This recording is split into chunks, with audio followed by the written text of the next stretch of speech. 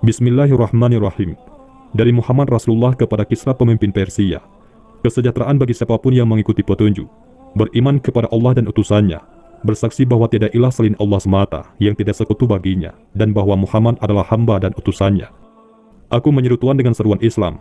Sesungguhnya aku adalah utusan Allah kepada seluruh manusia untuk memberi peringatan kepada orang yang hidup, dan orang yang membenarkan perkataan atas orang-orang kafir. Masuklah Islam, niscaya Tuhan akan selamat. Namun jika Tuhan menolak, maka dosa orang-orang Majusi ada di pundak Tuhan. Apabila Tuhan mau masuk Islam, kuberikan apa yang menjadi milik Tuhan dan mengangkat Tuhan sebagai pemimpin kaum Tuhan.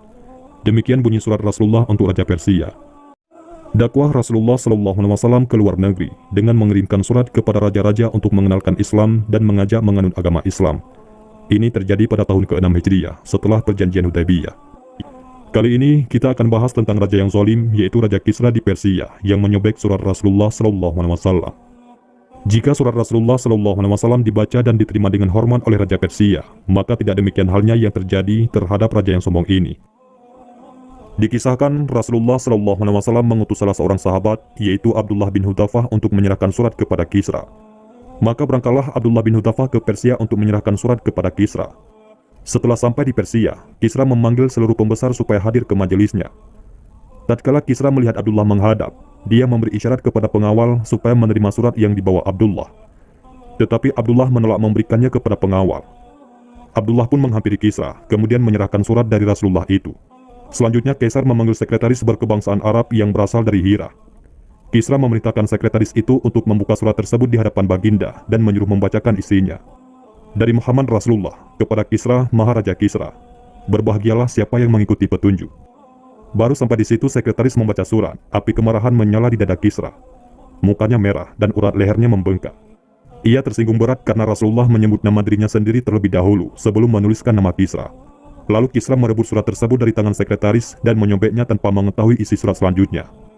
Lalu ia memerintahkan Abdullah bin Hudhafah untuk diusir dari majelis. Abdullah pun keluar dari majelis Kisra. Setelah itu Kisra memerintahkan Badan, yaitu gubernurnya di Yaman, untuk membawa Nabi Muhammad SAW ke hadapannya. Selanjutnya Badan menugaskan dua orang bawahannya untuk menemui Rasulullah sambil membawa surat untuknya. Ketika dua utusan tersebut tiba di Madinah dan menghadap Rasulullah, salah seorang di antara mereka dengan nada mengancam berkata, "Sesungguhnya Syahinsyah, yaitu rajanya para raja, yakni Kisra telah mengirim surat kepada Raja Badan, agar dia mengirim utusan untuk menemui Tuan lalu membawa Tuan ke hadapannya." Kemudian utusan tersebut menyerahkan selembar surat untuk Rasulullah SAW. Rasulullah tersenyum setelah mengetahui isi suratnya. Kemudian Rasulullah meminta mereka untuk menemuinya lagi pada keesokan harinya. Nabi SAW bersabda, "Kembalilah kalian dan datanglah besok supaya aku kabarkan kepada kalian apa yang aku ingin kabarkan."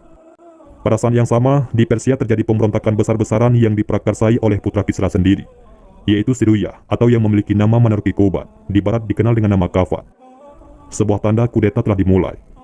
Pada saat aksi kudeta itu bukan hanya Raja Kisra yang dibunuh. Siruyah, yaitu putranya, juga membunuh seluruh anggota keluarganya yang laki-laki, terkecuali putranya sendiri, yaitu Ardashir. Para anak keturunan Anusirwan yang dibunuh oleh Siruyah diperkirakan mencapai 15 hingga 18 orang, baik dewasa maupun anak-anak. Keserakahan akan tahta kerajaan yang masih belum kokoh telah mendorongmu untuk membunuh ayahmu dan semua saudara laki-lakimu, dan engkau telah melakukan tindakan yang tidak hormat. Maka pada keesokan harinya Rasulullah SAW memberitahukan peristiwa pemberontakan di Persia kepada kedua utusan Badan. "Sampaikanlah pada saudara kalian, yaitu Badan, bahwasanya Rabbku, yaitu Allah Subhanahu wa Ta'ala, telah menghinakan Tuhan kalian, yakni Raja Persia tadi malam." Mereka lalu bertanya, "Apakah Tuhan betul-betul yakin dengan apa yang Tuhan katakan ini? Sebenarnya kami tidak seberapa membenci Tuhan. Apakah kami harus mencatat apa yang Tuhan katakan ini dan menyampaikannya kepada raja kami, yaitu Badan?" Rasulullah SAW menjawab, "Benar, sampaikan hal ini kepadanya. Sampaikan pula pesanku kepadanya, bahwa agama dan kekuasaanku akan merambah seperti yang dicapai Kisra, yakni menguasai yang kaya maupun yang miskin. Sampaikan pula kepadanya, apabila Tuan mau masuk Islam, kuberikan apa yang menjadi milik Tuan dan mengangkat Tuan sebagai pemimpin bagi kaum Tuan." Maka kedua utusan itu segera kembali menemui Badan dan menyampaikan pesan Rasulullah SAW. Tak seberapa lama kemudian, datang sebuah surat kepada Badan yang memberitakan bahwa Kisra telah tewas. Dalam surat itu Siruyah berkata kepada Badan, "Awasilah orang yang sudah dikirimi surat oleh ayahku itu, yaitu Rasulullah, dan janganlah engkau menyerangnya sebelum ada perintah dariku." Itulah yang terjadi terhadap kerajaan di Persia setelah menyobek surat Rasulullah SAW. Kerajaan menjadi kacau dan hancur yang diakibatkan oleh mereka sendiri.